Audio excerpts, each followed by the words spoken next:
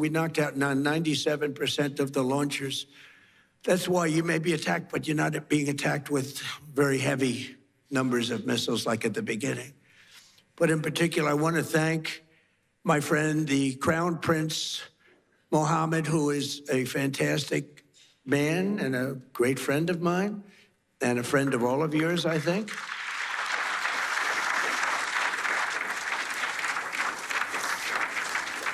And he's a warrior. He's a warrior. He was not afraid of this country that, frankly, he should have been afraid of because they're very powerful.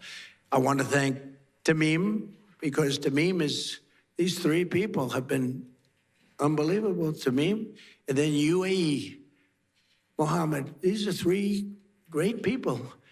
And they were under tremendous attack, unexpected attack. And they weren't thinking this was going to happen. Nobody was. And they turned against them and really became very powerfully aligned. And they were with us, but they weren't with us very obliquely. They were with us. But I think that I have to acknowledge for their bravery, because they were being hit pretty hard. All three of them, they were being hit pretty hard. The Emir, Mohammed, you had two Mohammeds and a Tamim, and they're friends of mine. And also I have to say that Bahrain and Kuwait, they were stand up, more so than NATO, I want to tell you. More so than NATO. Now, they're a little closer to the action than NATO in all fairness, but very disappointed with NATO. But I wasn't disappointed with our allies in the Middle East and others. And others. We had tremendous support from countries that were not in the general area, but they were tremendously supportive. I think Turkey was fantastic, actually fantastic, and they stayed out of things that we asked them to, and he's a great leader. He's a great leader. And Indonesia was great. We had so many great, you learn who your friends are, really do. You learn who your friends are. And, but Indonesia, Turkey, and so many other countries. But the five were great. But your dear friend and my dear friend he was all man. He stood up and he wasn't scared. Maybe he was, I don't know, maybe he was, but he didn't show it. He was great, a great leader. Saudi Arabia can be very proud of because he's got a lot of titles. He's the Crown Prince. He's the Prime Minister. He's the future king. He's got about 7 other titles. I said, you have more titles than any human being on earth. He's everything. And he deserves to be because he's a winner. So I just want to thank those people. So the Middle East will be transformed, and the future of that region I don't think it's ever looked brighter. You couldn't have, we did the Abraham Accords. I hope you're going to be getting into the Abraham Accords finally. Yeah, so will you please go back and explain? It's time now. Mohammed said, oh, yes, as soon as we do this, as soon as we do that. I said, Mohammed, we did that. Oh, yes, but we have a couple of other things. It's now time. We've now taken them out, and they are out bigly. We got to get into the Abraham Accords. And we hope all of the countries are going to be in the Abraham Accords. We have some very brave countries that did it, years ago. They went in, and you know who they are, the early four, and they did a great thing in doing it, and it was great for them also economically, but it was a great thing that they did it. But I think all the Middle Eastern countries are going to be joining now. And in some cases, I would say all the Middle Eastern countries and beyond. You have people not in the Middle East that want to be members. You'll be seeing that soon. In the meantime, the conflict in Iran also makes it absolutely vital for the radical left Democrats in Congress to immediately end their dangerous shutdown of our Department of Homeland Security. They want to play games. That's all they are. These people are lunatics. They sort of remind me actually a little bit of Iran. They're deranged. They're deranged Democrats. For 42 days, they've tried to completely eliminate funding for the #1 duty of government, which is keeping America safe. And they want no ICE. They want no Border Patrol. They want no protection of any kind to be given, reopening our borders and stopping all immigration enforcement in our country. They want to have our borders be open again. We took in 25 million people. We've gotten a lot of them out. Tremendous numbers of people that should never have been here. Over 4 long years before my election, these same radical, lunatic Democrats let 25 million people pour across our borders like they were nothing, like they were non-existent. These people were totally unvetted, unchecked, including murderers, drug dealers, gang members, vicious criminals, even the criminally insane. In 2024, the American people voted in a landslide to stop the invasion of our country. And I won all 7 swing states by millions and millions of votes. We won the Electoral College by a massive number. We won the popular vote, millions and vote, just millions.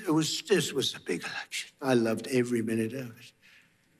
And for the first time, no Republicans done anything like this in decades, but for the first time, we won the counties of America. That's a big one. 2,700 to 525. 2,700 to 525.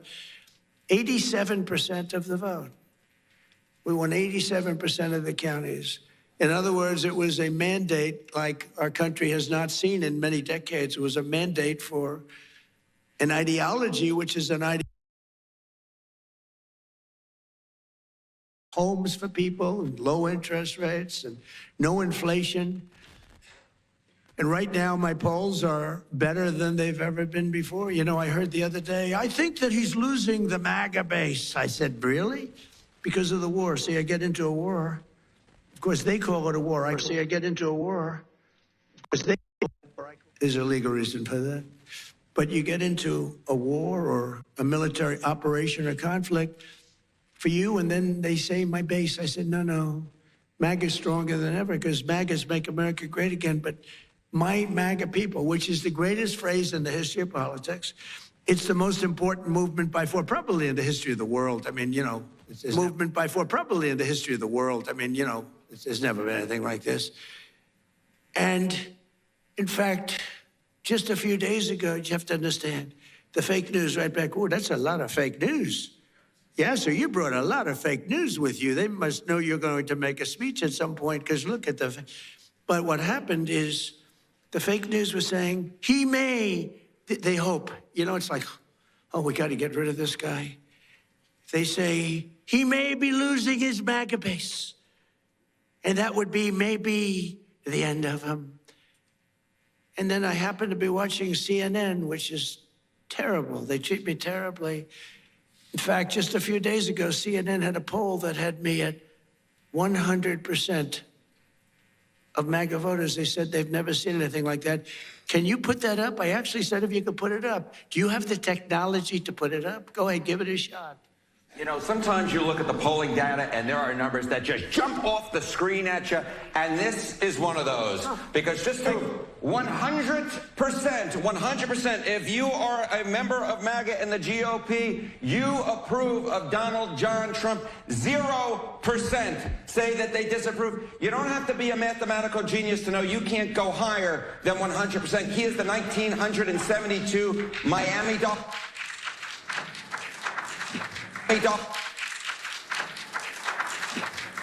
Good technology, thank you. I figured you'd have good tech. I said, I wonder if they could put that poll up. We just did it 2 minutes ago.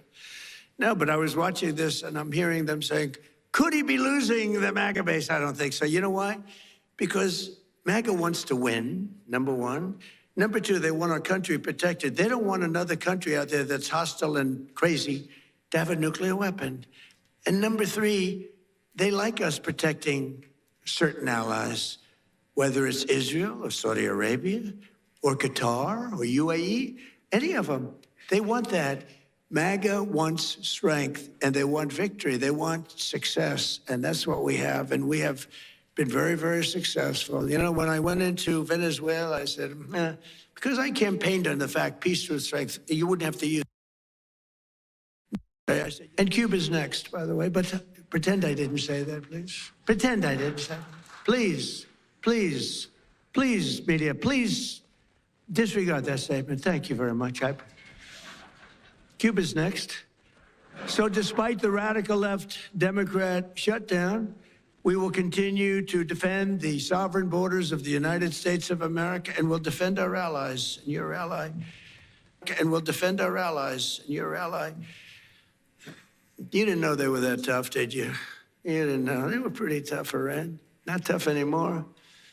Now we'll continue to deport dangerous criminal aliens from our country. Just days ago, an 18-year-old girl in Chicago named Sheridan Gorman was gunned down by a savage criminal alien led in by Sleepy Joe Biden and released in a Democrat sanctuary city. He was an animal. The same month, an 83-year-old veteran, highly regarded person, was shoved onto the subway tracks and murdered by an illegal alien with a long criminal history in New York City. These are vicious criminal thugs, disgusting human beings that Democrats have defunded our airports to protect. They want our airports to be defunded so that these people can come into our country. Not going to happen. We're not going to have it. That's why this week I deployed ICE to our airports to help reduce the delays. People there are doing a great job, but they didn't want to pay them. The Democrats didn't want to pay them. And a short time ago, I also ordered emergency funding to resume paying the TSA agents immediately. They're getting paid. Democrats must stop their dangerous and destructive shutdown and reopen the Department of Homeland Security without delay. And it's time that they start thinking properly. That's why they lost in such a landslide and put America first. It's time that they start thinking about America first. And we're honored to be joined tonight by many distinguished guests from around the world, including FII Institute Chairman Yasser Al-Romayan. Where are you, Yasser? Come here, stand up. Yes, yes, please. What a nice name. What a nice name. And his son, Faisal. And by the way, I've known him really well, but you know, I've never heard his last name. So I'm saying, who the hell is Yasser? I know Yasser. I said, who the hell is that guy? But I know him by Yasser, right? I didn't know if it was your first name or your last name. All I know is he's got a lot of power. All I know is he's got a lot of cash. And he's another great leader, actually, and he's a good friend of mine. So nice to be with you, and nice to be with your son. Son's beautiful. Saudi Minister of Finance, Mohammed Al-Jadaan. Thank you very much. Thank you very much. Nice to see you again. Good job. I mean, if you want to be a Minister of Finance, Saudi Arabia is a good place to do it, right? You don't have any dearth. There's no dearth of funds. Most places, they say, where are we going to get the money? How about a tax increase? Minister of State, Mohammed Al-Sheikh. Mohammed.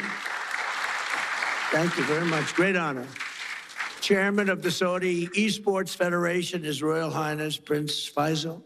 And of course, please. Thank you. And of course, the kingdom's wonderful ambassador to the United States, Her Royal Highness Princess Rima, who's great.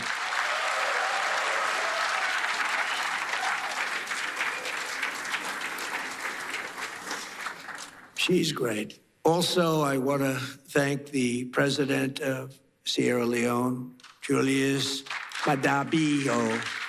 Madabio, I love that name. Thank you. Great honor to have you. And chairman of the FII Institute Executive Committee, Richard Attias.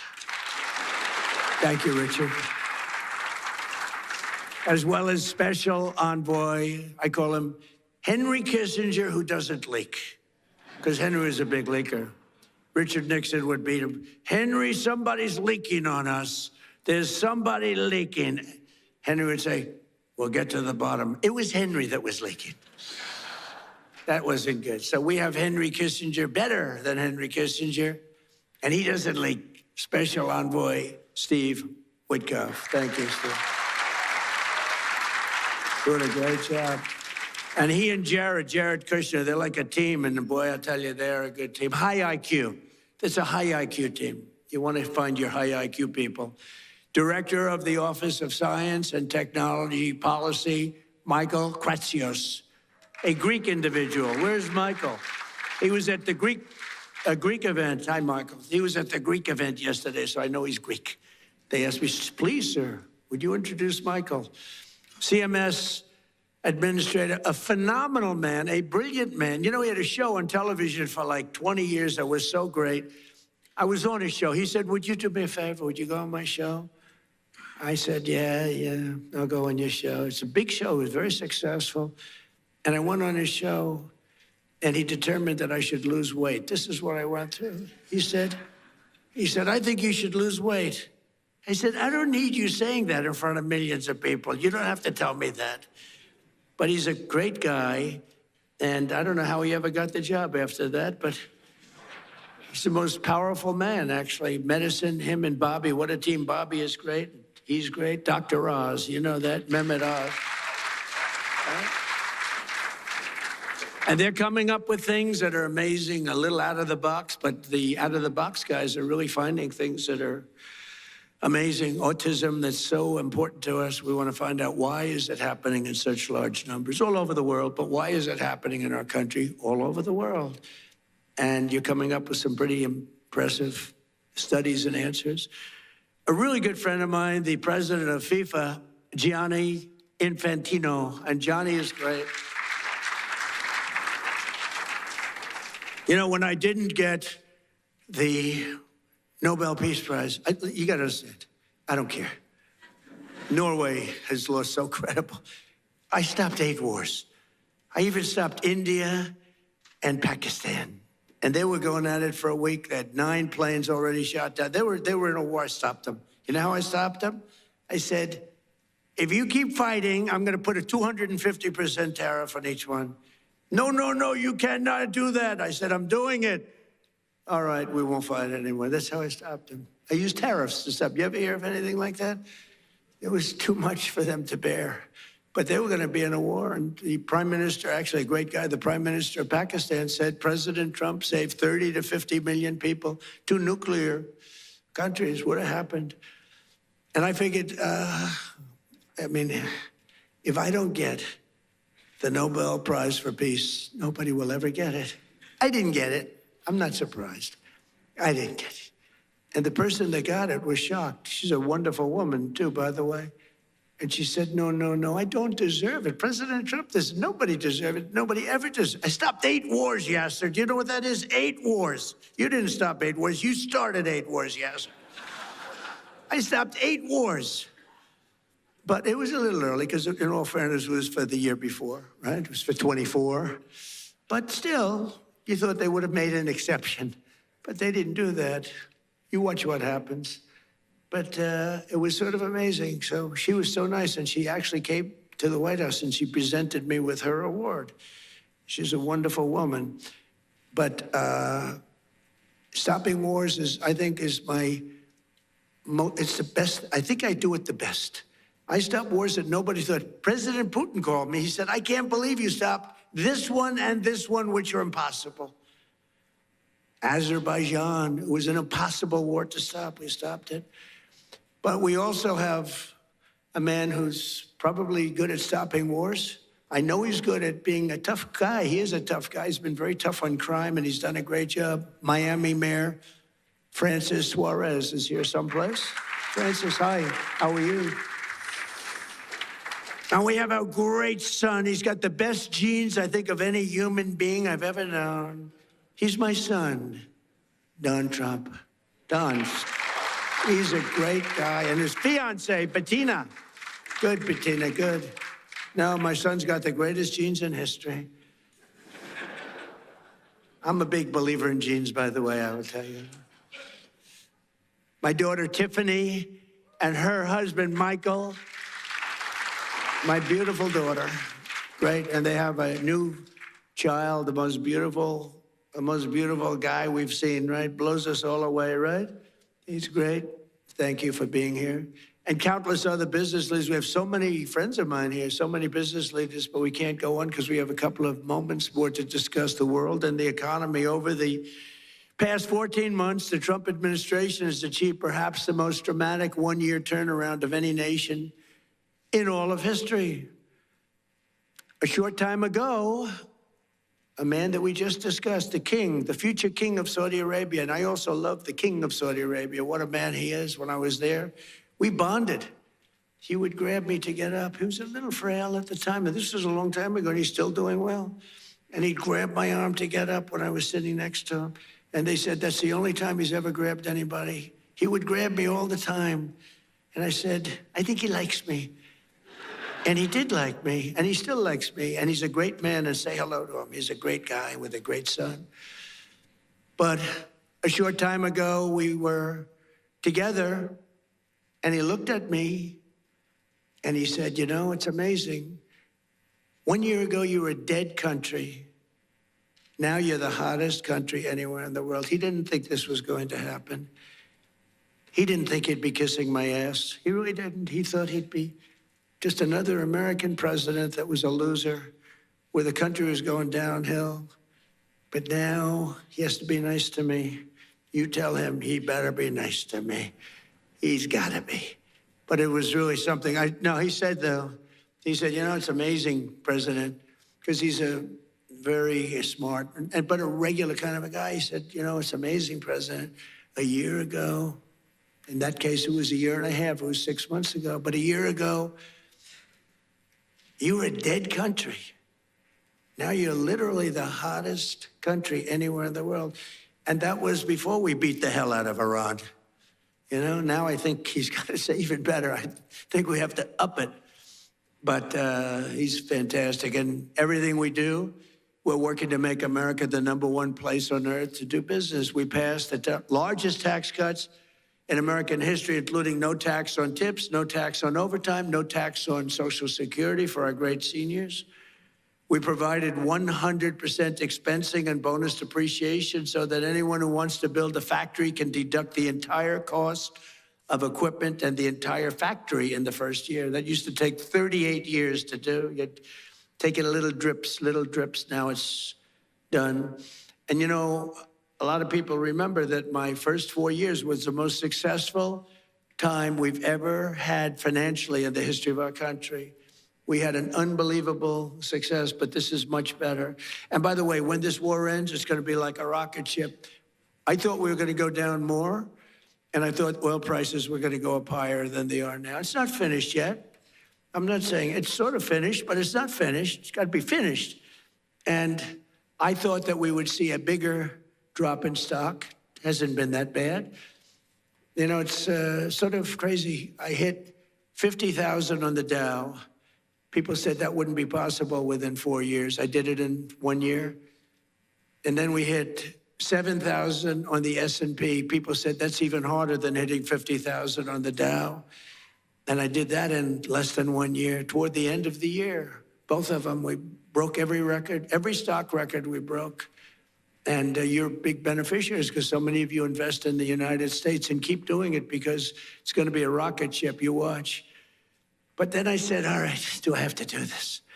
We have a country that's sick and demented, and they have a nuclear weapon, or they want to have one. They were very close to getting it. Remember, they were 2 weeks away. They were 2 weeks away. If we didn't hit that, I call it the nuclear dust. I use the term nuclear dust. If we didn't knock the hell out of them, they would have had a nuclear weapon within 2 to 4 weeks, and they would have used it on you and on Israel and on everyone else. And I said, we really do have to stop and go on a little different journey for a little while and take them out and then go back to life. And that's what we did. And we did it violently. We did it powerfully. We did it with the respect of the world. And we helped a lot of allies. And we learned about other allies. We learned that other allies weren't there. We didn't need them, but they weren't there if we did need them. And that's going to be very costly for them. The stock market has set 53 all-time record highs since the election, adding $9 trillion in value to America's savings and retirement accounts and 401ks. Everybody's benefiting by this. And more Americans are working today than at any time in the history of our country. At any time. To me, that's the #1 stat. More Americans are working today, by far, than at any time in the history of our country. And in 14 months, we've lifted 3.3 million Americans off of food stamps. That's a record. And Biden and his allies wrecked our country. They wreaked havoc on our economy, and they gave us the worst inflation in American history. Under Trump, during the last 3 months of 2025, we got core inflation down to 1.6%. And right now, the average tax refund for filers, because of the great, big, beautiful bill, has been close to $5,000. It's a lot of money for a family. And this, when I'm talking to Saudi Arabia and I'm talking about $5,000, they look at me, 5,000? That's like a penny. Right, David? That's like a penny. Saudi Arabia is not into $5,000, but it's Saudi Arabia. I just want to ask, are the Saudis impressed by the fact that a family has saved $5,000? I know they're looking like, what the hell is 5,000? Their shoes cost them more than 5,000. But that's the way it goes. We're talking about the real world. In his entire term, Joe Biden, I have 2 terms for him, Crooked Joe and Sleepy Joe. It's always been pretty, I do sometimes a poll, which is a more accurate term, sleepy or crooked, pretty much even. I like sleepy. In his entire term, Sleepy Joe Biden got less than $1 trillion of new investment in the United States, a lot less. And in our first 11 months, the 12th month is coming, it's going to be big, we did $18 trillion. Think of it, less than $1 trillion for 4 years. In 11 months, we did $18 trillion. And we have factories being built all over the country at a level that's never been seen before. And a lot of that has to do with the fact that I allow these plants and everything to build their own electricity. Well, we need big electricity. They're all building their own electricity. But a lot of it has to do with the tax bill. A lot of them, because it's really the biggest tax reduction bill in history, the great, big, beautiful bill. And a lot of it has to do with the 1-year deductibility where you build a plant and you take the whole thing as a deduction. I did that in my first term also, but I had it for 1 year. Now I have it for 10 years. So it's pretty amazing, and it's pretty amazing what we're seeing. But it all started with our historic visit to the Kingdom of Saudi Arabia. My first visit was to the future king. And on that first foreign trip of my presidency last May, the Crown Prince announced that Saudi Arabia would be investing an incredible almost $1 trillion in the United States, which he later increased. As just a few examples of these new partnerships, Oracle will be building a $14 billion worth of cloud computing and AI infrastructure in the kingdom. I didn't know that, David. We have to talk to your father about that. Why isn't he doing it here, David? I'm very upset with you. And by the way, David has done a very good job. David Ellis said he just had a very big win. And your father's very proud of you because your father said, that's a tough one. And you got it done. It's going to be a great success. You're going to be a great success. You're going to blow away your father. And he'll be very happy about that because he loves you. But it's a great family, great family. Say hello to him, okay? You're going to have a big, big success with the deal he made. Boeing is selling dozens of 737 airplanes in a deal valued at $4.8 billion and supporting approximately 20,000 U.S. jobs. And during our trip, the United States and Saudi Arabia, and I must say also Qatar, we visited, they were fantastic. And UAE, we visited, they were fantastic, all 3 of them. We took in a total of almost $3 trillion from just those 3 countries.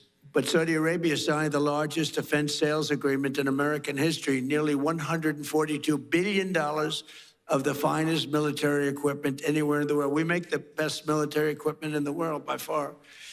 Nobody's ever figured out the Patriot. I mean, when you can shoot down 101 out of 101, that's good stuff, right? And those suckers are traveling at 2,000, Mr. Minister, 2,500 miles an hour. You better hope you don't have chokers sitting behind that desk. Because if they're about 1 second late, that's the end of it. You say, well, we missed them. They're coming. When I hosted the Crown Prince at the White House last fall, we officially designated the kingdom as a major non-NATO ally, first time. And for the very first time, we agreed to sell Saudi Arabia perhaps the most capable fighter jet ever built, the F-35. The F-35 is amazing. And we sell them very sparingly. We don't want other people to have them. I'm confident that this partnership and so many others around the world will continue to grow and thrive because under President Trump, America once again fights and competes for one thing. We fight to win. We fight for justice and we fight to win. We don't fight to be politically correct like we did under other presidents where we fought to just keep fighting and fighting and fighting. And, you know, when I took out ISIS, I was told by generals it would take 4 to 5 years. And I met General Raisin Kane, who's our top person, head of the Joint Chiefs of Staff. I said, if I ever do this thing again, if I ever get in, I'm putting that guy as the head of the Joint Chiefs of Staff. I went to see him in Iraq, and I said, why is it taking so long to destroy ISIS? We have the best weapons in the world. And I understood why, but I had generals, I call them the television generals. They weren't any good. Mattis, Milley, they weren't any good. They were lousy. But they said, sir, it would take about 4 years. When I went over and I met General Kane, I said, how long will it take? 4 weeks, sir. You'll have a lot of time left over. I said, wait a minute. Did you say 4 weeks? 4 weeks, sir. It'll take 4 weeks. You'll have a lot of time left over. That's our new head of the Joint Chiefs of Staff. And he said, how do you do that? Well, sir, we were only able to fight from this one very far away location because nobody wanted to use all of our portable runways that we have all over the Middle East. We have portable runways, can you believe it? We have everything. But nobody wanted to use them because they didn't want to insult the country where the runway was located. I said, they wouldn't even know. Do you think some country's going to know when we have jets taking off? They don't know. He said, well, I agree with you, sir, but whether they know or not, who cares? He said, so we have about 17 locations that we could take off. From this one, it took 8 hours to get to the destination. By the time we got there, we had to refuel all the time, and we had to come back. And he said, but we have 17 different locations, sir. And, sir, we're going to hit him from the left. We're going to hit him from the right. We're going to hit him from the east and the west. And we're going to hit him from above. And you could see he was getting crazy. And I said, what's your first name? He said, Raisin, sir. What do you mean, Raisin? My name is Raisin. He said, you mean your name is Raisin Kane? And he said, yes, sir. You're the guy I'm looking for. I've been looking for you for 4 frickin' years. I found Raisin Kane. His first name is Dan, but his nickname is Raisin. And I love that. I loved Raisin Kane. And I said, if I ever get in, this was before I decided to even run, I said, if I ever run and if I win, that guy's going to be the head of the Joint Chiefs of Staff. That's exactly what happened. And he was all for me, and I'm all for him, but he's a great general. He's like one of these football coaches that's great. You know, there's some great ones, Johnny, right? And all they do is they sit, their wives are complaining, everyone's complaining. They never go, they don't see anybody. They just go into the room and they study film and tape it. Then they go out and win, and everyone says, how come? And other guys are out there playing golf. They're not winning. And he's been great, and Pete Hegseth has been amazing. He's been amazing. Pete has done a great job. He was born for it. I really believe he was born for it. We have a lot of great people. We have a lot. We had a great first 4 years, but the people we have now, you know, look, when I won, I'd never done it before. I ran. Everyone thought I was doing it for fun. Even Steve Witkoff, he said, you're doing it for fun, right? No, I guess. I don't know. I didn't know what I was doing it for. Maybe. But they all said, no, he's going to run. And in September, he's going to have a lot of fun. He'll drop out. And then the debates came, and I did good in the debates. And we're knocking people off, all senators, governors, mostly senators and governors, all professional politicians, smart guys. You can't be stupid and be a senator or a governor. It doesn't work that way. Other than Biden, he got lucky. He was in a room. They locked him in a room, and he never got to talk. So, but that's a whole other story. But I ran, and then all of a sudden, there were 18 people, including me. Then there were 15. Then there were 12. Then there were 9. Then there were 6, 5. It's like a rocket ship. 4. And then all of a sudden, I won. But I never did it before. I went to Washington. I said, I've only been here 17 times, and I've never slept over. I didn't know anybody. So I had to take recommendations from rhinos and some good people. I mean, there were recommendations, and some were really good. I mean, I had some great people. Look, I rebuilt our entire military in the first term. We got the largest tax cuts in history, the largest regulation cuts in history. The first time we did good, but I didn't have the same people generally. But I went home and I watched this thing closely. And by that time, I knew the good, the bad, and the ugly. I knew the good ones. I knew the bad ones. And when I came back, I picked great people. We have an unbelievable, we're talking military now, but we have an unbelievable group because I got to know it. I was never in Washington. You know, it's hard. I never ran for class president. All of a sudden, ladies and gentlemen, your next president of the United States is Donald Trump. I said, really? I never did this before. Johnny, I said, how the hell did this happen, right? But it did happen, and we had a great first term. But the second term is blowing it away, to be honest with you. It's really blowing it away. And when we decide to leave, regime change, I guess we change the regime. The regime gets blown up every 2 days. No, everybody's afraid to announce who's the head. We don't even know who the hell the leader is. So I think we have regime change already. But we're going to be, at some point, we'll be leaving. And I think you're going to see a rocket ship because we won't have that dark cloud hanging over our heads, Steve, right, that we did before, which was a nuclear-armed, sick country of Iran, because it might have affected your country, Saudi Arabia, and the others, and it certainly affected Israel more than anybody, the hatred they have for Israel, but it also affected us, because with modern-day equipment, they can fly. And how about the fact that they flew a missile 2,700 miles the other day? They didn't say they had that. Nobody knew they had that. Went 2,700 miles. So we learned a lot, but we're determined to have the best technology, the brightest minds, the greatest businesses, and the strongest economic and security partnerships of any nation, anywhere in the world. And for this reason, we're also committed to ensuring the United States remains #1 in artificial intelligence. We're doing great. We're leading China by a lot, and I'll not allow radical left maniacs to sacrifice American AI leadership to red tape or political correctness. It's going good. We're doing really well. We're building factories all over America, the biggest in the world. And in America, we don't fear the future. We invent the future. We're really inventing the future. We have the most brilliant minds.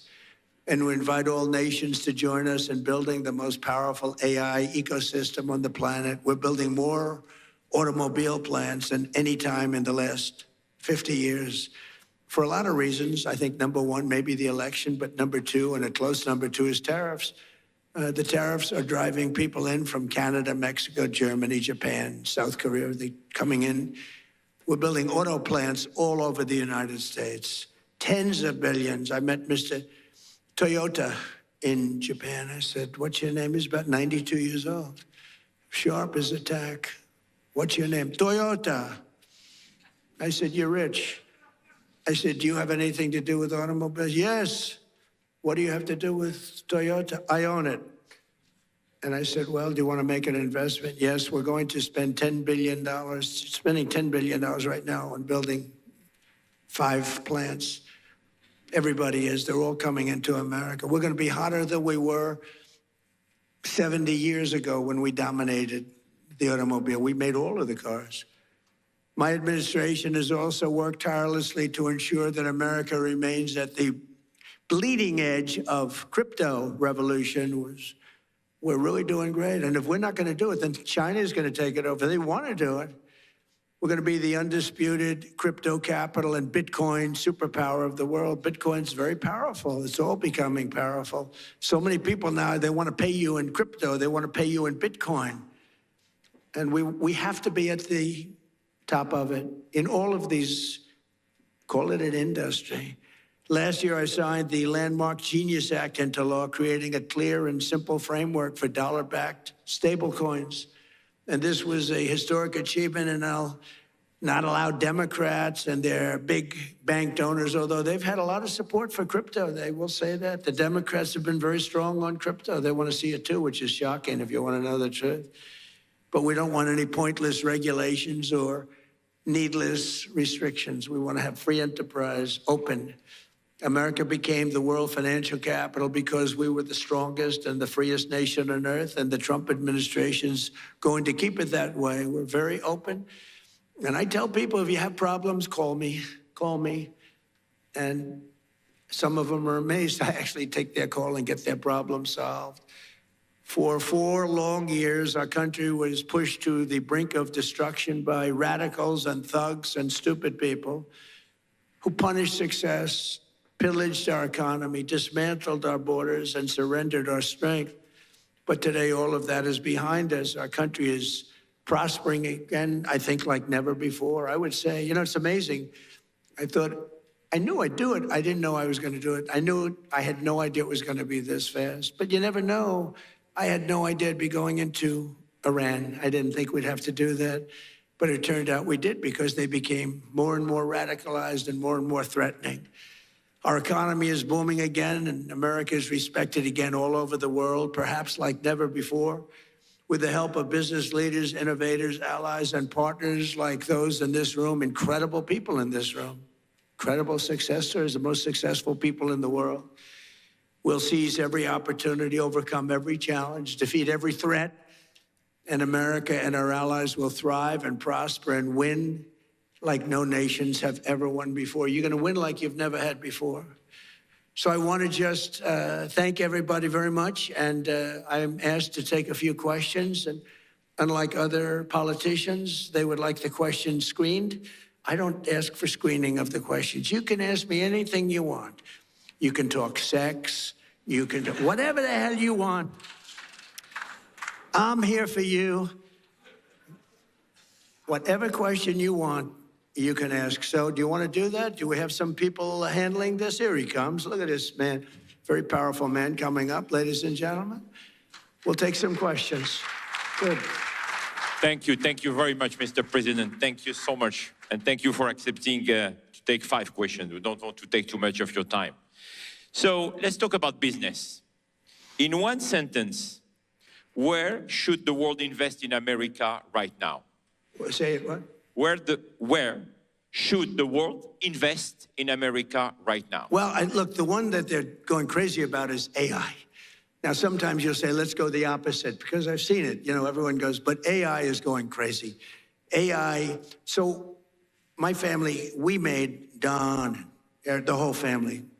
Erica's doing a good job. All of us, Ivanka, we liked real estate. When you can make money in real estate, it's a great business, but I see some of these guys come into my office, they're wearing a T-shirt and they're 24 years old. Dad, he's got a net worth of $24 billion. I said, you gotta be kidding. Off a little contraption. So, but the money seems to be, right now, AI. And also, if you're in school, like you're going to the Wharton School or the Stern School or any of these great schools, I mean, the numbers that they're paying to go into that business is incredible, where you see people getting a $10 million bonus to sign, like baseball players or football players.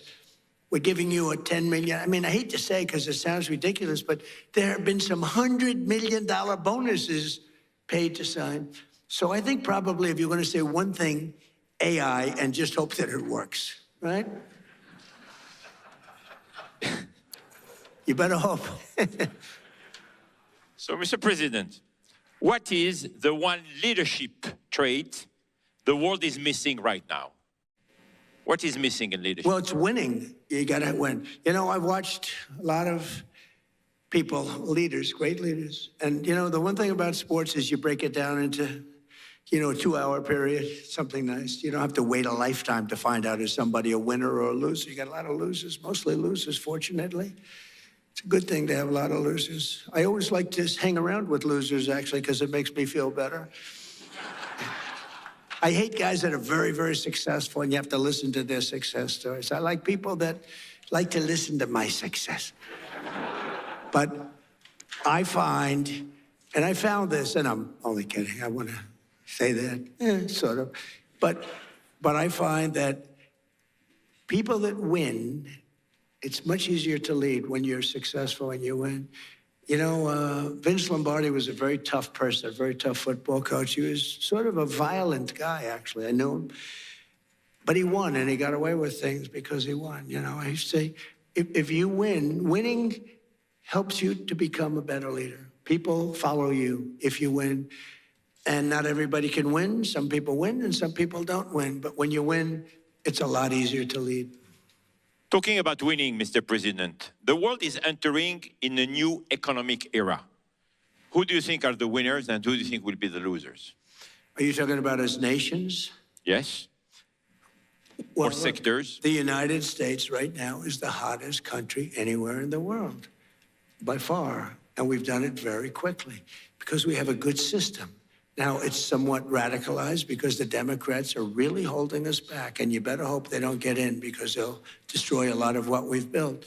But right now, the United States, as the king, future king of Saudi Arabia said, we're the hottest country anywhere in the world. I must say, I respect China greatly because it's amazing that with a system that in theory shouldn't work, you know, we go to school and we go to the best business schools and we do well in those schools. And we read about free entrepreneurship, and we read about all of these different things. But you look at China, how well they do, how well they manufacture. I mean, they manufacture cars so many that they actually have a contest for who can manufacture the least cars because they have so many cars. You have to have great respect for China for the job they do. Like them or not like them, you have to respect them. So precisely, you will be going to China in May. Yes, I'll be going. We had a meeting, and I called up President Xi. I get along really well with him. He even approved the TikTok deal. He said, I will not approve that deal to other people, not to me. And I thought it was good if we could keep it going. I like it because I'm the #1 person on TikTok. Can you believe it? I put a chart up there, another chart. You want to put another chart up? Like we did with fake news CNN. I said, you know, let's see what happens. So we got a group of very big investors, the biggest investors, and they really wanted to buy TikTok.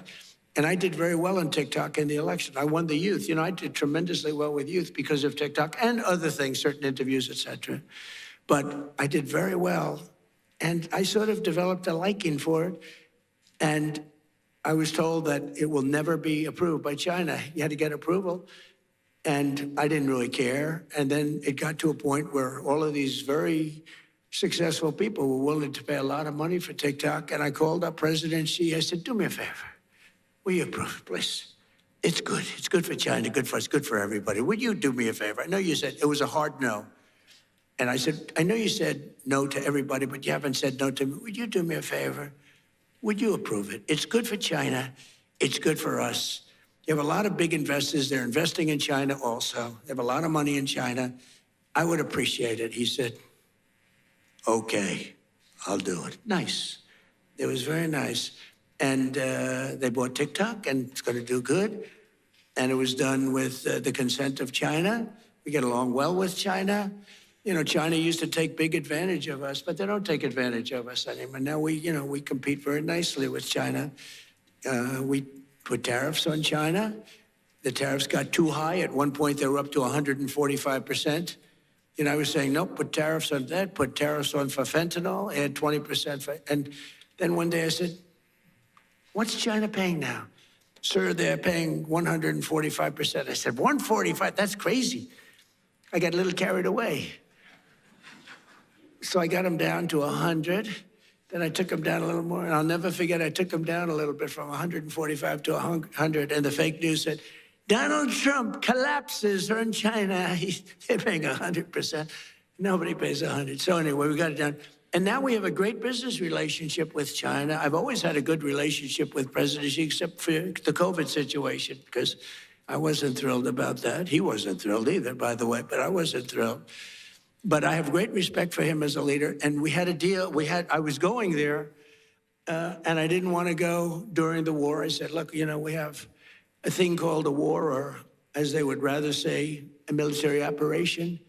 This is for legal reasons. I say military, because as a military operation, I don't need any approvals. As a war, you're supposed to get approval from Congress, something like that. So I call it a military operation, but we have that going along, and I'd like to delay it. So we delayed it a few weeks, so I'll be going very shortly. Mr. President, we have few leaders here, business leaders from Africa. And of course, we have His Excellency, the President of Sierra Leone. What is your vision about Africa today? Well, I tell you, it's got tremendous potential. Now, I've been hearing about this for a very long time, and I have a lot of friends that have bet the ranch on Africa. They're very smart. It's got tremendous earth. It's got tremendous value underground, which is a very important. So do we. So does America. We have the most oil and gas and coal and everything of any nation on earth. It's a big advantage. But Africa has tremendous value in its land. And if they can unify and get together, I think it's got tremendous potential. I have a lot of very smart friends that they're putting everything into Africa. What do you think, Mr. President, is today the biggest mistake that leaders are making right now? Not sticking together.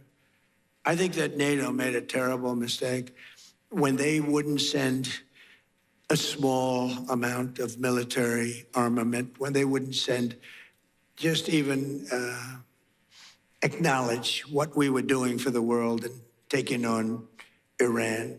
I never considered it very risky, but war is always risk. You know, a lot of strange things happen in war that are very bad, but I didn't consider it. I know how great I am. We're the greatest military by far anywhere. There was nobody close. I didn't think there was a big risk, but there's always surprises with war. They could be very bad surprises. I mean, wars are lost that should be won. Many wars are lost. You think a country is going to wipe somebody out, and they end up getting wiped out themselves. So it's always risky. But I think a tremendous mistake was when NATO just wasn't there. They just weren't there.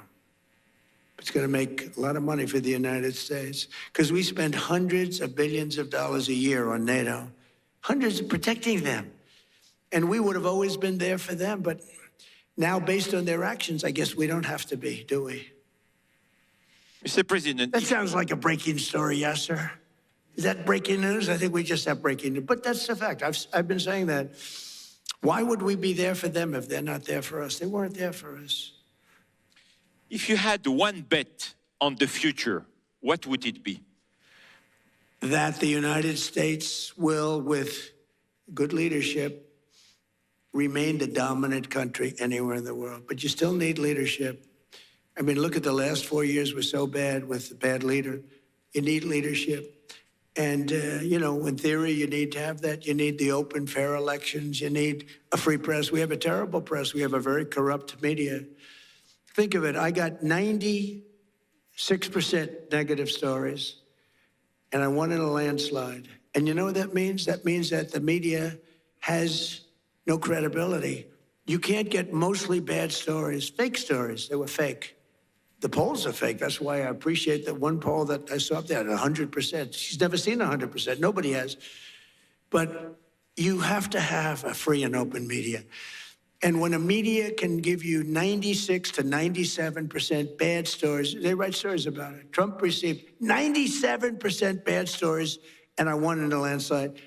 And that means very simply that the media has no credibility because that can't happen. Now, I also have a voice more than most people. I can come up and talk about it and convince people without necessarily reading the New York Times, which is fake. I mean, if you read the New York Times, you would think we're doing badly against Iran.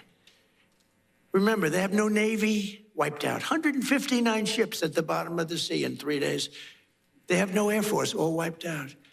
They have very few missiles left. Their drones are at a minimum. Their factories are gone. Their leaders are gone. The leaders are all dead. They're all dead. Nobody ever heard of the people that are left. And if you read the Times, you think we're doing poorly.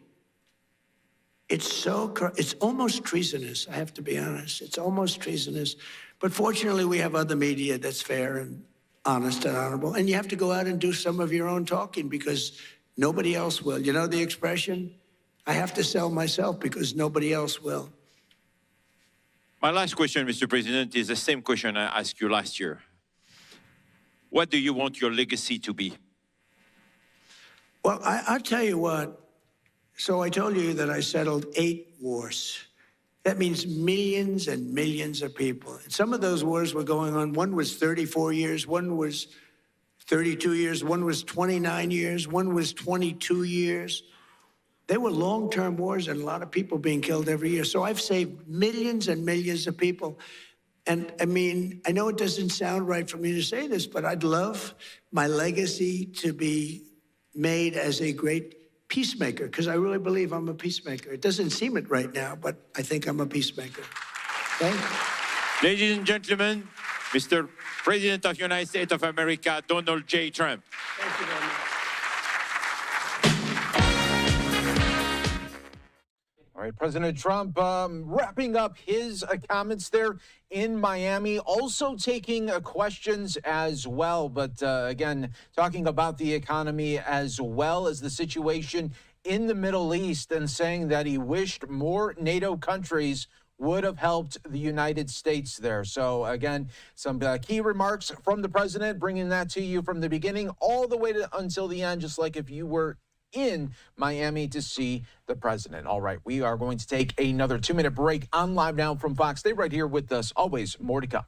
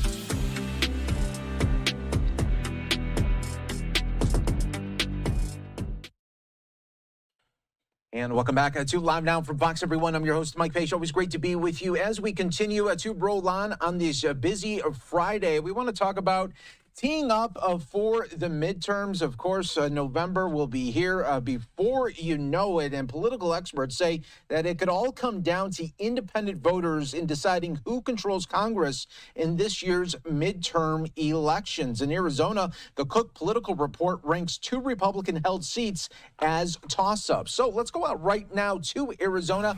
This is in Scottsdale, where we have Fox News' Amalia Roy joining us with a breakdown of what's up for grabs in Arizona.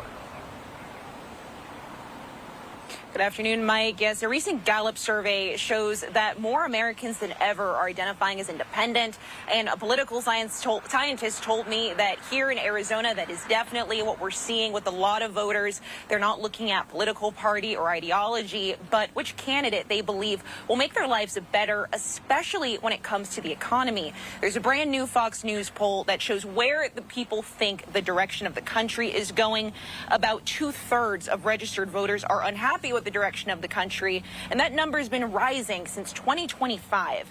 It also shows that only about 1/4 of voters approve of how President Donald Trump's handling inflation, and about 1/3 approve of how he's dealing with the economy. I mean, it's the same argument Biden was making, is that, if we look at the stock market, we look at inflation, it's low, stock market's doing good. But for people, it's the same issue now with Trump. It's not the felt economy, right? People, when they go to the store, right, prices are higher. Their health care premiums are higher. Their energy costs are higher. And now, because of the war, gas prices are higher. I spoke with Arizona voters around one of those competitive House districts. A lot of them talked about President Trump's handling of the Middle East conflict and its impact on the economy. You cannot expect with the war and everything that's going on that gas prices will go down. It's very reasonable, I think. It will take time, but everything will go back to normal. So just stick with what he's doing, keep doing his job, everything will be fine. He's got us in this war. The gas prices are sky high. People used to complain about eggs when Biden was was our president, and it's a joke, $3.99, $4.99 compared to, $5 a gallon. It's just outrageous. Political scientists say it is typical for the president's party to lose some House seats during a midterm year. And last year it was an off year, but Democrats won the governor's races in both New Jersey and Virginia. But even though some polls show waning support for Republicans, there isn't much faith being shown for Democrats. Actually, part of the same Fox News poll shows that about 2/3 of voters believe that all of Washington is out of touch. In Scottsdale, Arizona, Amalia Roy, live now from Fox. All right, Amalia, thanks so much for breaking it all down from Arizona. We appreciate it here, as always, on Live Now from Fox. All right, earlier, I want to take you out to Capitol Hill because we heard from Speaker Mike Johnson as this DHS funding battle continues. Let's listen in. Full, almost 2-hour conference call with all the House Republicans, and we have a united group. Let me just be completely unequivocal and put this out here in the open and in the beginning here to make clear the Republicans are not going to be any part of any effort to reopen our borders or to stop immigration enforcement. We are going to deport dangerous criminal illegal aliens because it is a basic function of the government. The Democrats fundamentally disagree. The Senate Democrats have hoisted upon this appropriations process their radical, crazy agenda. We call it crazy because that's what it is. They want to reopen the borders, and they want to stop the deportation of dangerous criminal illegal aliens. We have to do these basic functions of government. We have to fund them in order to do them. In the last several days, we have recent examples of dangerous criminals in this country killing innocent Americans. We had an 18-year-old college student in Chicago, a young lady who was shot in the back by a dangerous criminal who had been released in that sanctuary city and first released at the border under Joe Biden. They opened the border wide for 4 years. Just yesterday, or in the last 36 hours or so, an 83-year-old man's pushed onto the subway tracks and run over by a dangerous criminal illegal alien. This has to stop. The Republicans are not going to be a party to this. They have taken hostage the funding processes of government so that they can impose their radical agenda on the American people, and we can't have any part of it. This gambit that was done last night is a joke. I'm quite convinced that it can't be that every Senate Republican read the language of this bill, and I'm going to just read you one excerpt of it because it's pretty alarming, and it says everything that you need to know in Section 4. This is on page 2 of the bill. This is an actual copy of the bill. That excerpt. It says, quote, "The contents printed under the headings of this bill, U.S. Immigration and Customs Enforcement and Border Security Operations, under the heading of U.S. Customs and Border Patrol and Protection, shall have no force or effect for purposes of this act, and amounts specified in the final bill under the subheading Border Security Operations and under the heading U.S. Customs and Border Protection and under the headings of U.S. Immigration and Customs Enforcement in the Department of Homeland Security shall be zero." We're not doing that. And it is unconscionable to me that the Democrats would force some sort of negotiation at 3 o'clock in the morning and try to hoist this upon the American people and then get on their jets and go home for their holiday and pretend and think that we're going to go along with that. So we're going to do something different. We're going to do the responsible thing. Republicans are going to continue to govern and do the right thing morally, legally, and politically. We are going to take care of those who take care of us. The employees in the Department of Homeland Security have gone without funding and without paychecks for 42 days. It's the second longest shutdown in U.S. history, bested only by the longest shutdown in U.S. history that these same radical Democrats hoisted upon the government in the fall of last year. 42 days they've gone without pay. We've had by some estimates, close to 500 TSA agents who have resigned from their jobs, and who could blame them? They've gone half the fiscal year without a regular paycheck. We can't ask that of anyone. And the lines around the airlines and at the airports have been wrapped around the buildings because of all this turmoil. We are very grateful to have a strong commander-in-chief in the White House who has taken real leadership.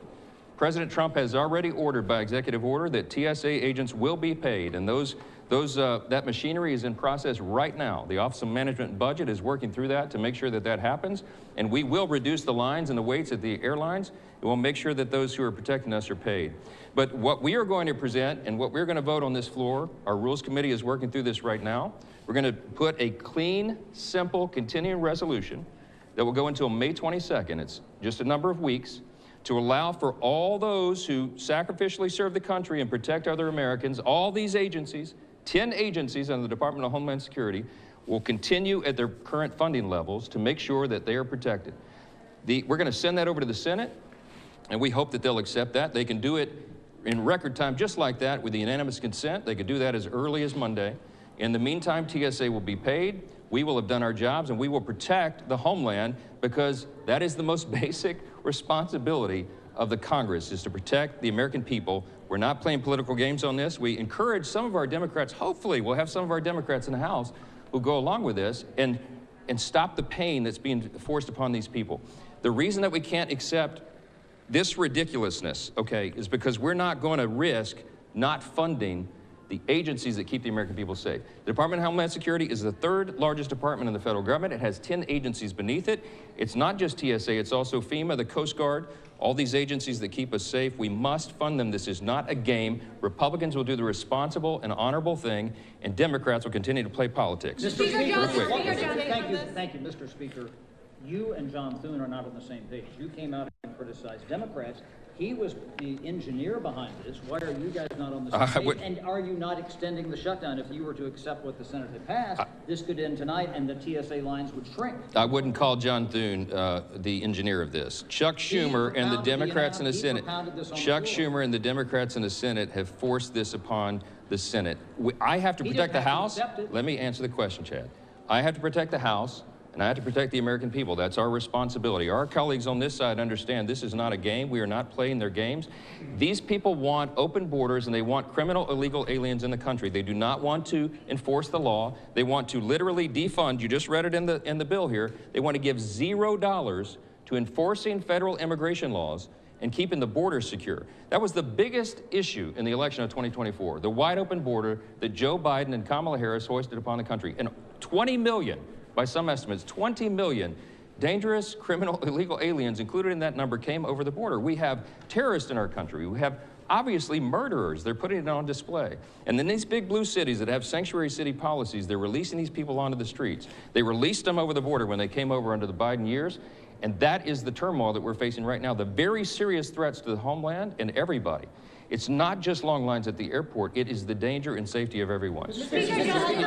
We'll talk more after this is passed. We'll get it done. Has the president endorsed this plan? Has the president endorsed this plan, Mr. Speaker? Has the president endorsed I spoke to the president a few moments ago. He understands exactly what we're doing and why, and he supports it. Yes. Mr. Speaker. Thank you. The American people are just sick and tired of every one of you, both Republicans and Democrats, come to this podium and blame the other side. People have been standing in lines 3, 4, 5 hours at a time. There's TSA workers that are selling their plasma. At what point is a leader on either side going to stand up and say, we have a path forward that everyone will agree to? This vote today will extend the shutdown under any circumstance. No, it won't. No, it won't. Thank you. Let me answer the question. I'm glad you brought it up. The House Republicans have now voted that today will be the 4th time to fund the Homeland Security. This is not party blame game. This is a record. You can hold up the record. Look at the Democrats. They're voting over and over. Yesterday afternoon, we gave them a chance to fund Homeland Security. You know how many House Democrats voted yes? 4 of them. They want to use people as pawns. People are not pawns. These are workers who are sacrificially serving the country, many of them without pay, to make sure that you and your families are safe. And we're done with it. This is not a political blame game. This is one party doing the job and getting the government funded, and another that's using people as pawns. We're not going to do that. Listen, we're going to send it over there, and you can see what they do. If this is not USEED and they don't do it, the president has shown leadership. He's going to fund TSA agents. We'll get that covered. But we have the rest of the country to take care of. We're not asking them to do anything heroic. These aren't partisan games. We're not adding bells and whistles to this. It is a clean continuation of funding to make sure that the most basic responsibility of government is fulfilled. And we'll see how that goes and see what they do. Speaker Johnson wrapping up there along with House Republicans. You saw him there pretty fired up, talking about the process that has been lengthy, to say at best. And earlier in that remarks from the speaker, you heard some of the questions from Fox News's Chad Program, Capitol Hill reporter, always doing a great job. He was asking the questions about what the timeline is going to be. Moments ago, I spoke with Chad Program talking about where we're at right now in all of this. Let's listen in. Capitol Hill.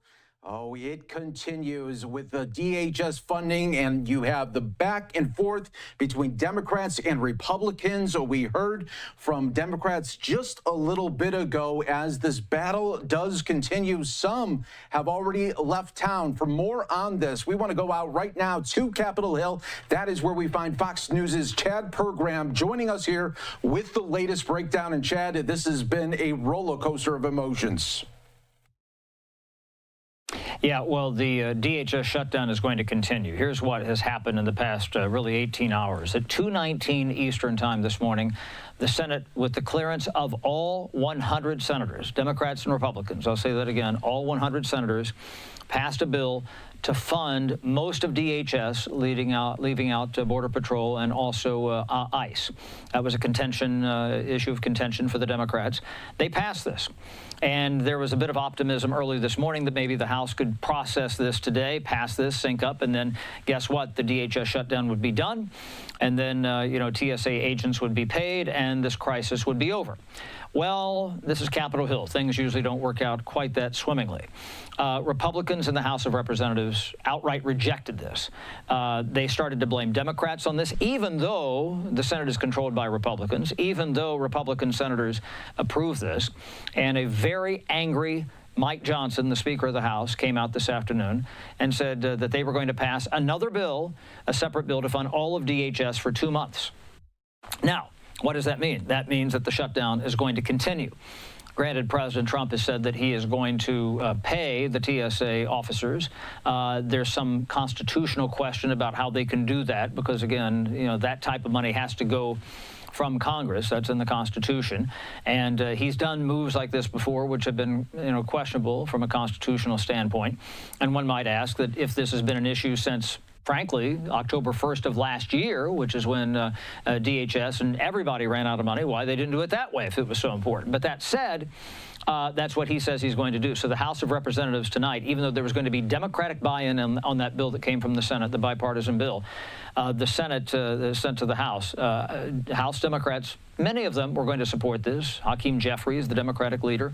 Rosa DeLauro, the chair of the Appropriations Committee, ranking Democrat, I should say. She's in the minority. But then you had some progressives who said, no, we can't vote for this because there are no concrete ICE reforms in this piece of legislation. So they're going to pass another bill here, and this is why the Republican Senate and the Republican House are talking past one another. They're going to pass this other bill, send it back over to the Senate. The Senate is supposedly gone. They are on a 2-week recess here, the Easter and Passover recess. But the Senate does have these sessions every 3 days under the Constitution where you have to meet for at least a couple of seconds. How does that tee up right here? Republicans that have been dealing with these issues as well as Democrats, where does that put them when it comes to the race in November? Well, Republicans think that, they can kind of run on this border security issue. That worked for them very well in 2024. And they might turn around and say, look, we are fighting to fund ICE. We're fighting to fund Border Patrol. That works with their Republican base. It might not work with, some swing districts or some moderate Republicans because they think that some of those tactics, frankly, have been, too aggressive. That's been an optics issue. And you had people killed in the streets of Minneapolis. So that's been a problem as well. Meantime, for Democrats, they might say, look, certainly their base likes the idea that they're fighting against ICE. That works for their base. But again, most elections are won in the middle. And if they think that if the public thinks that the Republicans are being unreasonable, or that the bipartisan Senate passed a bipartisan bill that went over to the House and then the Republicans blew it up over there, and you're standing in line at Baltimore, Washington, Cleveland Hopkins or someplace, and you can't get through the security line, and you're missing your flight to go home for Easter, well, we just don't know who they're going to blame yet. Some will blame the Democrats, some will blame the Republicans. One could make a case maybe they should blame the House this time around, since the Senate did, in fact, pass something, but that will be up to the voters. Chad Pergram, thanks so much for joining us on Live Now from Fox. We appreciate all the updates on really this big day, and it's just not over yet. Chad, thanks so much. We appreciate it. Thank you. All right, we always appreciate that. Chad Pergram right here on Live Now from Fox. We will take another 2-minute break. Stay right here with us. Always more to come in just moments.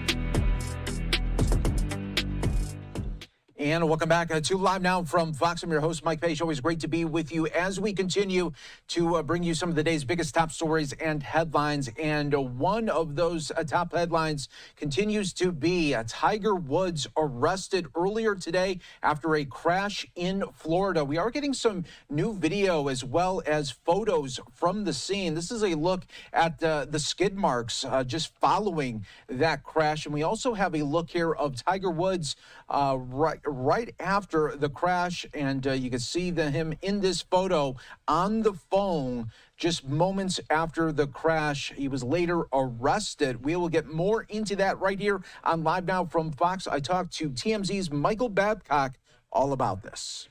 Our coverage continues. The big breaking news: Tiger Woods arrested at crash scene on suspicion of DUI out in Florida. We are continuing to follow this major story, as this was the look at the scene earlier today. I want to continue on right here on Live Now from Fox. Let's bring in great friend of the program, Michael Babcock with TMZ. And Michael, yeah, this is a big one. Anytime you get Tiger Woods in a headline and then a crash, it's not a good sign.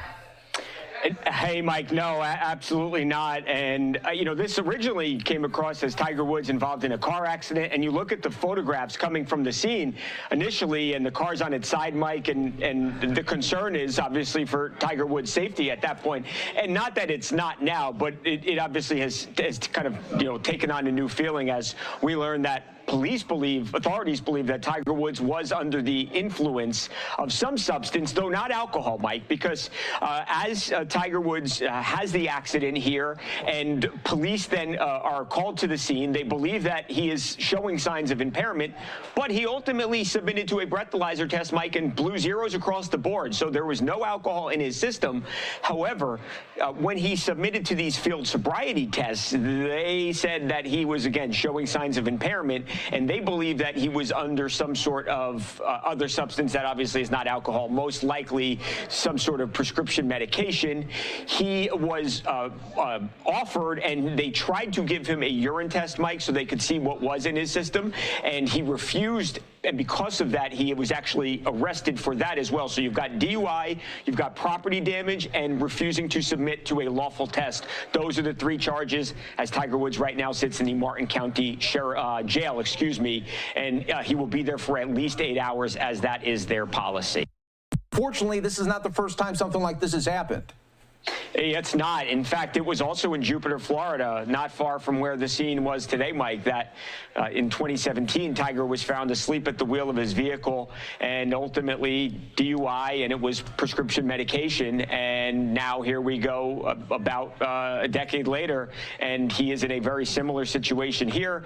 Of course, people may also remember that accident in 2021, not far from where I am here in California, when he almost lost his leg. That's how badly he had damaged his leg in this car crash that he was involved with.